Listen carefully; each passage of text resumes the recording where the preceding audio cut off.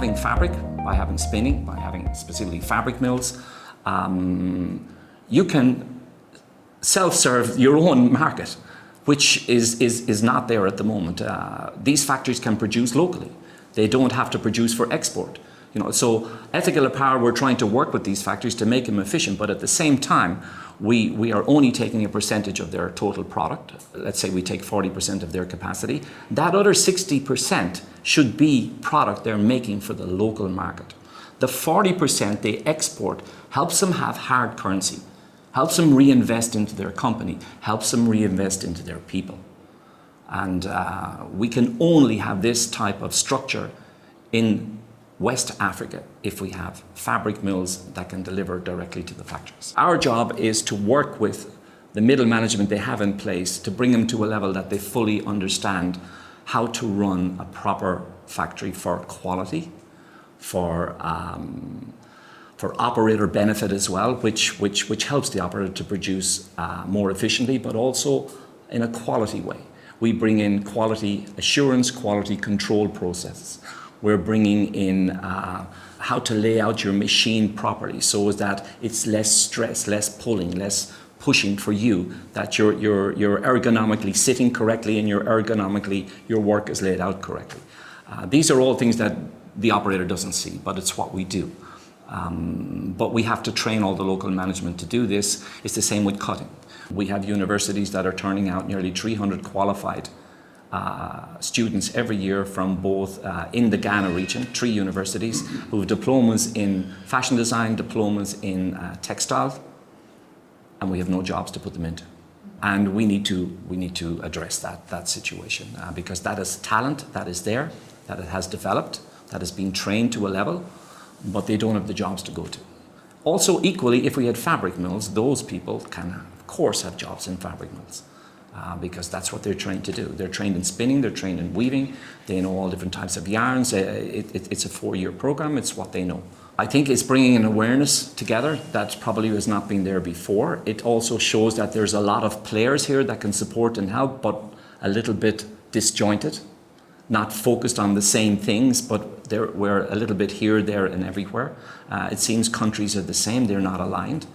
But I think this will give a much better understanding of the whole process and of what's going on out there and what potentially could be the future of West Africa. Could be a new Pakistan, could be a new Bangladesh, and I don't mean that in a way that we all know what has happened in those countries, but if you look at Ethiopia, how many people in the last 5 years are now employed in textile in Ethiopia? Probably anywhere up to 45,000 are employed in the last 3 years alone because of companies that have come in and set up in Ethiopia. West Africa can have the same. There is no reason why it cannot have the same, but we are missing the fabric part.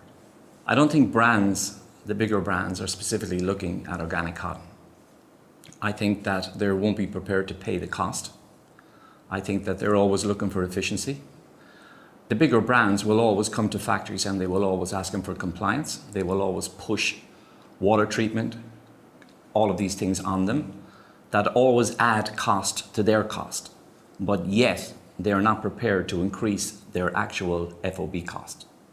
And as a result, the factories are always under pressure to be able to produce cost in a cost way. There are certain brands that have loyalty, that work with companies and they want to be for the long term. Therefore, they're prepared to go through a journey. Therefore, they're prepared to look at costs, look at increases, pay the right salary increases, and they'll work with the companies to do that. But then there are others that do not have loyalty, that they'll stay with them for season by season, and then the next season, they'll look at the next cheapest option, and then they're gone. And this is why a lot of factories subcontract. This is why a lot of factories take in product that they can't necessarily make profit on, but they keep it just to keep going. And it's the workers then that suffer. The workers are not paid on time, they're not paid correctly. There is no holiday pay, everything starts to break down. And this is a fact that happens in many different parts of the world. We do not want that to happen here. The factories we're working in a very ethical way. The owners of the companies are very ethical in their approach. They want to do the right thing for their people. We're working with these factories to bring in a food program for them. We're working to give them health, not insurance, but to help them with doctors and so on. We're trying to bring in a program for cervical tests for all the operators. This is the type of programs we want to bring to the factories that we are currently working with in both Benin and Ghana. And Accra, sorry, in Ghana. We will continue to do that wherever we work. That's what we want to do.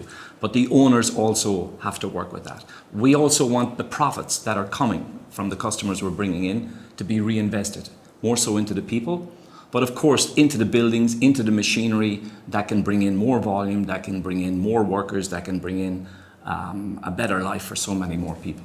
We are bringing in brands from both Europe and America. We are helping them to restructure their factory in a way that we're putting their production lines, we're setting them up like you would do an industrial line. We are putting standard minute values on the garment. We are breaking the garment down into measurable parts so that the operator, and now we call them operators, so they can focus. We're trying to give them a kind of environment that whereby they can come to work, and in many cases the operator comes to work, or the lady comes to work and she has children at home, she has a husband at home, she has 1 million things on her mind. We want to try and break it down into manageable parts so that she can just get on and do this little thing because she's a million things going through her mind. We don't necessarily want her to try and focus on the full quality of a dress. It's like a training program that they've gone through and that young ladies want to join these factories because they get a skill. That skill they can take home and work in their house, and that's all they need is a machine and some fabric they can get on the local market that allows them to make dresses that they can sell, that they can make for their brother, for their sister, for friends. This is what they all want to do. That's the model the factories are in, and they've been proven quite successful, but the owners cannot function and cannot maintain this because there is no efficiency in the factory. They're not making enough dresses for the owners to sustain the electricity cost, the overhead costs. I guess that this is what the international market requires us. It requires us to be efficient, so we have to do this. They will come in and give you a cost. This is our target cost. You have to achieve that target cost. How can you achieve that cost? You can only do it by labor, by efficiency. So it's all about the efficiency to achieve the cost. If you get the cost, they give you the order. On top of that, they will come with their compliance and their regulations that you have to have in place, which will be both socially, but will be also in relation to needle protection, operator protection, the health and safety of the operator. If, for example, we are bringing fabrics in from China, it can take 45, 50 days to get here, maybe more, maybe 60 days. We have customs issues and so on. Even though we're at the port in Accra, we still can have customs issues. By the time we clear the customs, we take it to our factory, we make it, we produce it, and we ship it back out. If it's going to Europe, we'll add another 18 days plus 20 days lead time. If we had the fabric in Ghana, if we had the fabric from fabric mills in Burkina Faso or in Mali or in this area, and we were able to take that fabric to the factory, we will reduce 30 days. Any customer in America or Europe that you suddenly say we can reduce the lead time dramatically is prepared to pay a little bit more for that, because now suddenly they can get the product so much quicker. Therefore, they're not placing their orders so far in advance. They are mostly all working online now, so their sales are online, so they can react to sales much quicker.